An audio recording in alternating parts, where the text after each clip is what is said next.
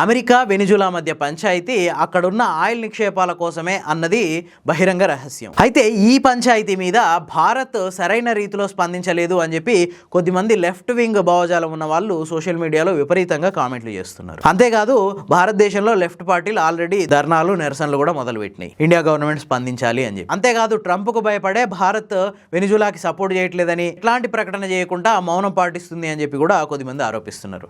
కానీ వాస్తవం ఇదేనా? మరి నిజంగానే భారతదేశం ట్రంప్ కు భయపడి ఈ విషయంలో తటస్థంగా ఉంటుందా? అసలు కారణం వేరే ఉంది. అమెరికా ఎట్లయితే వెనిజులాలో ఆయిల్ వ్యాపారం చేస్తుందో అట్లనే భారతదేశానికి కూడా అక్కడి ఆయిల్ బావుల మీద కొన్ని ఒప్పందాలు ఉన్నాయి. ఒక 20 ఏండ్ల నుంచి అక్కడి ప్రభుత్వాల నిర్ణయాల వల్ల మన ఈ ఒప్పందాలు సరిగా అమలు కావట్లేదు. అంతేకాదు మనం అక్కడ పెట్టిన పెట్టుబడులకి రిటర్న్స్ రావట్లేదు. ఏ ఆయిల్ ఉత్పత్తి కోసం అయితే అక్కడ పెట్టుబడులు పెట్టినామో ఆ ఆయిల్ మనకి రావట్లేదు. ఈ నేపథ్యంలోనే ఈ ముడి చమురుతో పాటు మరో ప్రయోజనం కోసం భారతదేశం తటస్థంగా ఉండిపోయింది అని చెప్పి కొద్దిమంది విశ్లేషకులు అంటున్నారు. ఇంతకీ ఈ ఓఎన్జీసీ కదేంది, అక్కడ ఈ ఓఎన్జీసీ పెట్టుబడులు ఏంది, ఈ వెనిజులా అమెరికా పంచాయతీల్లో మనకు కలిగే లాభం ఏంది, ఒకసారి ఈ వీడియోలో చూద్దాం. చాలా మంచి ఇన్ఫర్మేషన్ ఉంది, స్కిప్ చేయకుండా పూర్తిగా చూడండి. సబ్స్క్రైబ్ చేసుకోవడం మర్చిపోవద్దు. భారతదేశ జనాభా 140 కోట్లు దాటింది. సో అన్ని ఆయిల్ కంపెనీలకు భారతదేశం అతిపెద్ద మార్కెట్. ఈ విషయంలో ఎవరికి ఎట్లాంటి సందేహం లేదు. అమెరికా నుంచి విపరీతమైన ఒత్తిడి ఉన్నా కూడా మనం రష్యా నుంచి అన్ని సుంకాలు చెల్లించి ముడి చమురు కొనుగోలు చేస్తున్నాం. సో ఇక్కడ మనం అమెరికాకు భయపడుతున్నాం అనే విషయం ఒక పనికిమాలిన వాదన. నిజంగా భయపడితే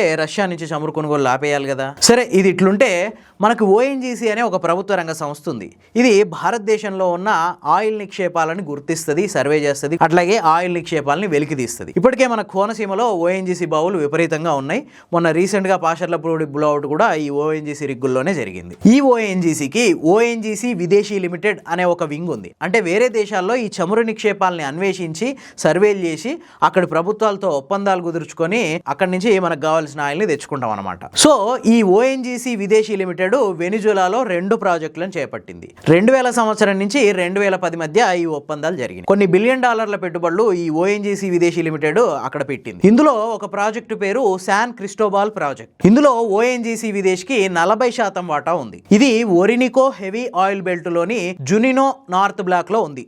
ఈ ప్రాజెక్ట్ నడుస్తుంది. మనకి ఓఎన్జీసీ ఉన్నట్టే ఒక ప్రభుత్వ రంగ ఆయిల్ సంస్థ ఉంది. దాని పేరే పీడీవీఎస్ఏ. మిగతా 60% వాటా ఈ పీడీవీఎస్ఏకి ఉంది. నెక్స్ట్ ఇంకో ప్రాజెక్టు కార్బోబో 1 ఏరియా ప్రాజెక్ట్. ఓఎన్జీసీ విదేశ్కి ఇందులో 11% వాటా ఉంది. అట్లాగే Indian oil corporation, oil India limited ఈ రెండింటి కన్సార్టియం కి కలిపి 18% వాటా ఉంది. ఈ లెక్కన భారతదేశం వైపు నుంచి 29% వాటా ఈ కారాబోబో 1 ప్రాజెక్ట్ లో ఉంది. మిగతా 71% అక్కడ వెనిజులా ప్రభుత్వం ఆధ్వర్యంలో నడుస్తున్న పీడీవీఎస్ఏకి ఉంది. సో ఇట్లా 2 ప్రాజెక్టులు మనకు అక్కడ నడుస్తున్నాయి. వీటిల్లో కొన్ని $1 బిలియన్ పెట్టుబడులు భారతదేశం కంపెనీలు పెట్టినాయి. కానీ ఉగో చావెస్ ఈయన 1999 నుంచి 2013 వరకు వెనిజులా అధ్యక్షుడిగా ఉన్నాడు. ఈయన టైంలో అక్కడున్న ప్రజల్ని అమెరికాకి వ్యతిరేకంగా రెచ్చగొట్టిండు. వాస్తవానికి రెచ్చగొట్టడం ఏం కాదు, అమెరికా దోపిడీకి వ్యతిరేకంగా ఆయన ప్రజల్ని చైతన్యవంతం చేసిండు. దాంతో ఏమైందంటే అమెరికా పట్ల ప్రజల్లో విముఖత పెరిగింది. దానికి తగ్గట్టు పాలకులు కూడా అమెరికా వ్యతిరేక విధానాలను అవలంబించడం స్టార్ట్ చేశారు. క్రమంగా చైనాకి, రష్యాకి దగ్గర అవుతూ రావడం స్టార్ట్ చేసి దీంతో అమెరికా వెనిజులా మీద రకరకాల ఆంక్షలు విధించింది. ఈ ఆంక్షల వల్ల మనం పెట్టిన పెట్టుబడులకు కూడా విఘాతం ఏర్పడింది. మనం పెట్టిన పెట్టుబడుల నుంచి ఇప్పటి వరకు మనం సింగిల్ ఎన్పీ కూడా వెనక్కి తీసుకోలేకపోయినాం. కాకపోతే ఆ ఒప్పందాలన్నీ అట్లే ఉన్నాయి, మన ఆయిల్ నిల్వలు కూడా అక్కడ అట్లే ఉన్నాయి, వాటి నుంచి తీసుకునే అధికారం కూడా ఉంది. కానీ అక్కడున్న పరిస్థితుల వల్ల మనం ముందుకెళ్ళలేకపోతున్నాం. ఈ ఉగో చావెస్ తర్వాత 2013 తర్వాత నుంచి మడురో నికోలస్ ఈయన అధ్యక్షుడిగా ఉన్నాడు.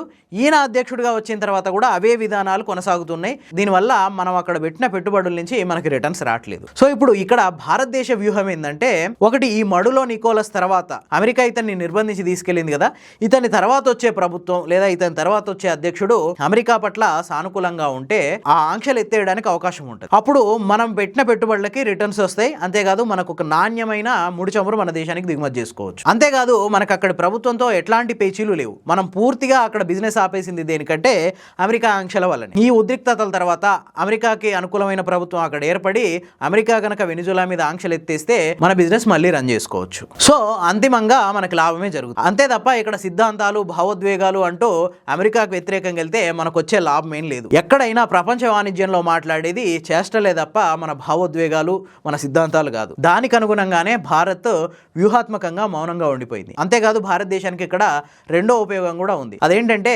వెనిజులాలో ప్రపంచంలోనే అత్యధికమైన ఆయిల్ నిక్షేపాలు ఉన్నాయని మనం నిన్ననే చెప్పుకున్నాం కదా. అమెరికా గనక అక్కడ ఆంక్షలు పెట్టకపోతే చైనా గోతికాడి నక్కల కాచు కూర్చుంది అక్కడ పెత్తనం చెలాయించడానికి. సో ఇప్పుడు అమెరికా ఈ చర్య వల్ల చైనాకు కూడా గట్టి దెబ్బే. కానీ దీంట్లో మనం చేసింది ఏం లేదు. కాగల కార్యం గంధర్వులే తీర్చినట్టు మన చేతికి ఎట్లాంటి మట్టి అంటకుండా చైనాకి చెక్ పెట్టగలిగినాం. ఇక్కడ మన స్ట్రాటజీ ఒకే ఒకటి, మౌనం పాటించడం. దీనివల్ల భారతదేశానికి రెండు లాభాలు. ఒకటి చైనాకి చెక్ పెట్టడం, రెండోది మనం పెట్టిన పెట్టుబడుల నుంచి మనకి రిటర్న్స్ రావడం. ఈ వీడియో కనుక మీకు నచ్చితే లైక్ చేయండి, షేర్ చేయండి. ఇలాంటి మరిన్ని మంచి వీడియోల కోసం ది ఫోర్త్ ఎస్టేట్ ఛానల్ని సబ్స్క్రైబ్ చేసుకోండి.